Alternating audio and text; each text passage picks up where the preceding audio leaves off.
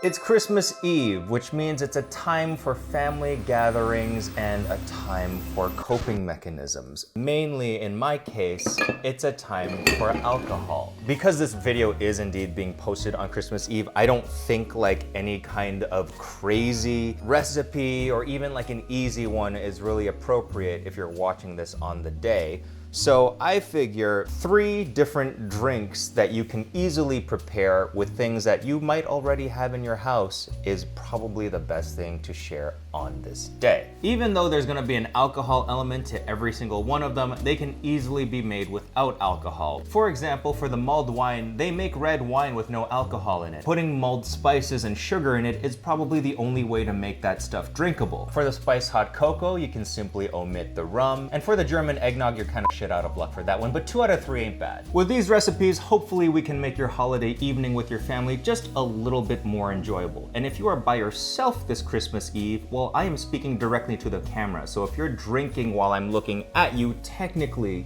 you're not drinking alone. So let's get started. The first drink we're going to take on today is mulled wine. It was my introduction to wine as a child, and in that sentence lies quite a few problems already. The best wine to use is a bold and dry red, so anything from a Shiraz to a Cabernet or even a Malbec as I have here will do quite nicely. The kind of wine that you want to use doesn't have to be fancy. After all, you're adding lots of sugar and spices to it, but it has to at the very least be somewhat drinkable. Like a very decent mass-produced wine like this one, or even a well-reviewed wine that came from a box. That's probably even better because then you can make lots of it. There's some other spirits that you can add to the complexity of the wine. I don't happen to have any oranges on me, so I'm gonna add some Cointreau, some orange liqueur. I'm also going to add some cognac, but you can also use brandy if you like. The process itself is pretty simple. Into a saucepan, empty out your red wine. Add in your other spirits. I would say like 1/8 of a cup of each. And then you could add in your basic mulling spices.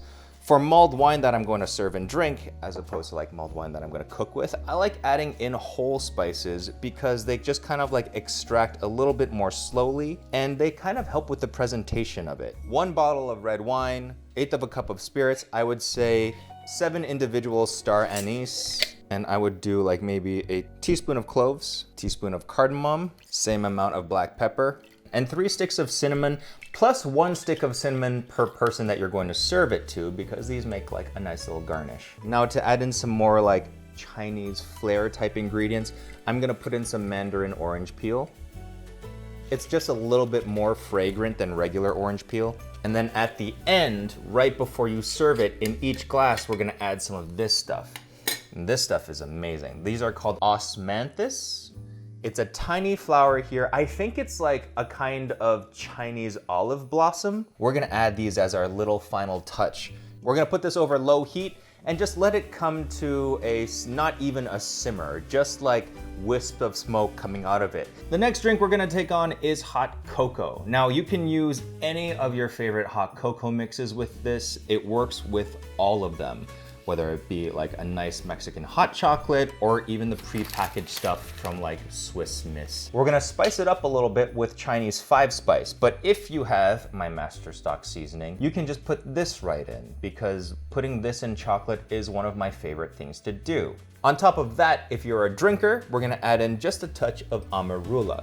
This is a South African cream liqueur. If you think like Bailey's with just a hint of citrus, you're on the right track. It is delicious with coffee and it's delicious with chocolate. To make our 5-spice blend, we are gonna use clove, star anise, cinnamon, fennel, and mandarin orange peel. When making any kind of 5-spice blend and dealing with cinnamon, I like to pre-crush the cinnamon. That just makes it easier to deal with when you're like toasting them. And separating out all of your larger spices from your smaller, more delicate ones.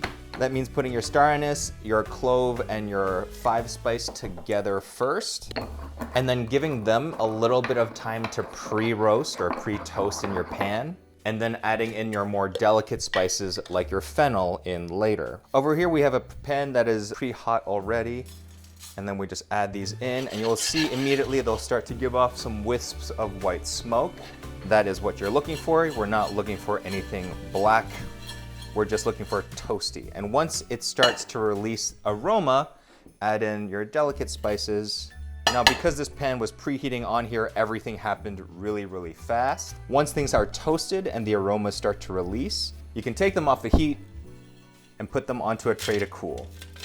Now, the reason why we want to cool these is because if we grind them while they're still hot, it will form like a paste-like consistency, and what we want is a nice dry powder.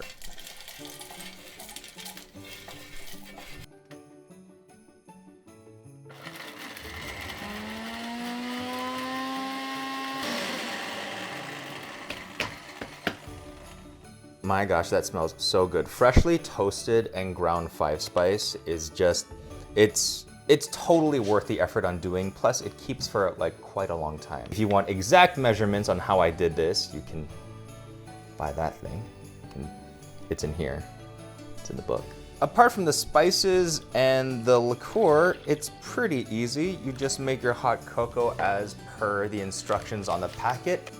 When making hot cocoa or anything that involves like milk or whatnot, I like to use a non-stick saucepan just because it's easier to get like the film that collects in the bottom. Now this is the part where the hot cocoa recipe kind of splits off. If you're just gonna drink the spiced hot chocolate as it is, I would add just like the tiniest pinch of salt because it just makes things taste just a little bit better when it comes to hot chocolate. If you are gonna drink it with booze, however, I would not put the salt in there. I would just add a splash of the Amarula afterwards. Also really good coffee liqueur.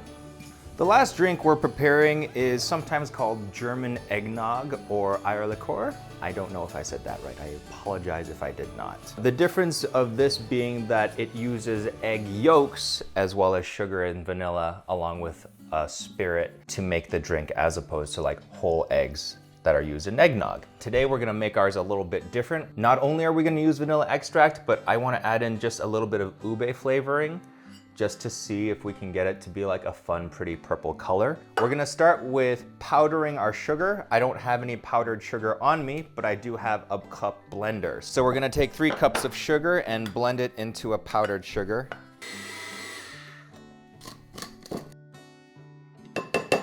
So I have here about a dozen egg yolks. So just whisking the egg yolks in with the sugar first.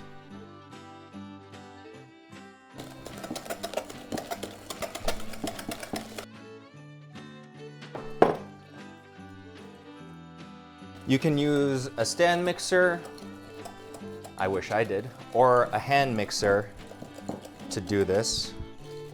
So once it is nice and creamy, we add in the vanilla. There we go. We're in business. I added maybe a little bit too much, but it's okay. We're gonna add in the cream. We're gonna put this over a double boiler until it registers 160 degrees Fahrenheit. And to this, we'll add a 1/3 cup of rum. So we're at 145 degrees right now, and it's been about whisking maybe like 12 to 15 minutes at this point. Once we hit to the 160 degree mark, we'd be ready to just bottle this up. There we go. All right, we are there.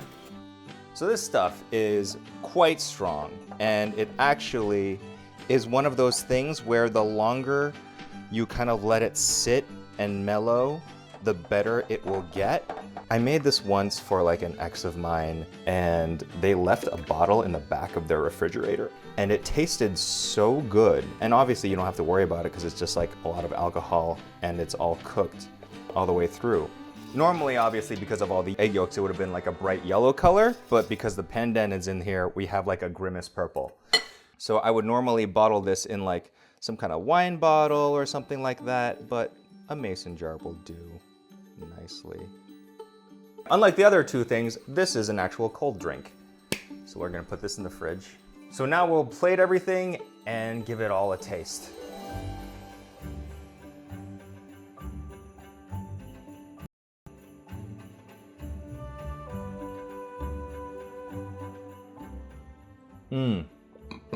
It's like so thick and velvety. really vanilla-y, but it has that punch of ube. I mean, it's ube extract, like there's no substitute for like real ube, but it just makes it so rich and luxurious. It's actually not all that alcoholic because it is so sweet. That is delicious. Oh, it's a little lumpy from the spice. Hold on. We show our mistakes here, and I probably should have ground the spices a little bit more fine or strain them. Yeah, next time I'll strain it next time. Take 2 without a mouthful of gritty spices. That is very, very good. This is using a very cheap and basic hot cocoa mix, but it tastes really fancy. I'll also mention that I use almond milk for this. Regardless of that fact, something about the spices and the Amarula makes this like super rich and super creamy. Like, I would say that the complexity of the spices add to the body of this, making this taste like an even better hot chocolate. That's very nice. That's super comforting. I'm not getting as much sugar from this because there's only like 2 tablespoons of sugar in this compared to the lots of sugar that is in this. So, a lot more tart, a lot more like fruit forward, obviously, but still very, very good. And this is probably the drink that I would normally be drinking over the course of like a holiday get together or a party. You could double the amount of sugar in this and it would still be fine, but otherwise this is how I kind of like it. So there you have it, 3 little Christmas themed drinks for you to enjoy. As it is Christmas Eve right now. Merry Christmas to those who celebrate, happy holidays, and I will see you next week.